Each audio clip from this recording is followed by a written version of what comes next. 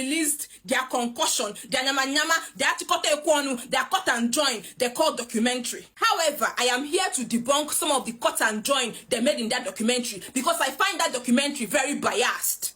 Several inaccuracies was presented as facts, which are not true. BBC portrayed Biafrans as the aggressors that started the war. That is a big lie.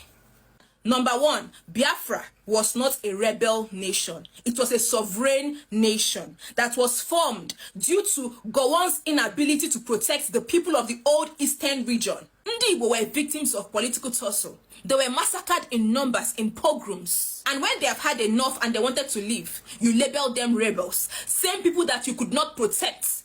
Easterners were never the aggressors. They were fighting for their survival, for survival. According to historians, the first shot of the Nigerian Civil W was fired by the 1st Division of Nigerian Army under Colonel Mohammed Shua.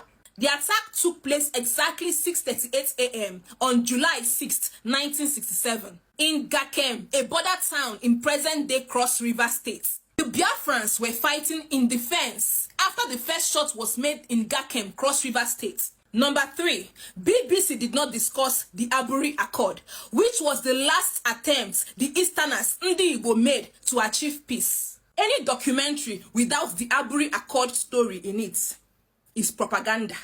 Number 4, BBC did not highlight the food blockade and the shooting down of relief materials that led to the starvation and the deaths of over 3 million Biafrans. Number 5, BBC did not discuss the Asaba massacre. Why?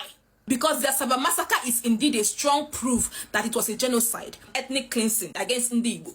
Number 7, according to the classified UK blog, as you can see here, they admitted that the British secretly backed and armed Nigeria's aggression towards Biafra. However, BBC left out this part.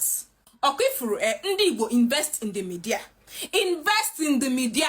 The people of the old eastern region, Ndi Igbo, should be the one telling these stories. Because an outsider, BBC cannot tell the story.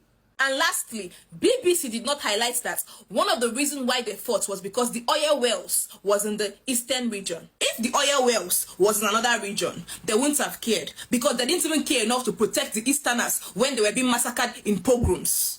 That was why immediately after the war, they created South-South and Southeast. They also made sure that they divided Igbo people. That is why Igbo people can be found in 13 states in this country. And that is why so many Igbo people are battling with identity crisis today.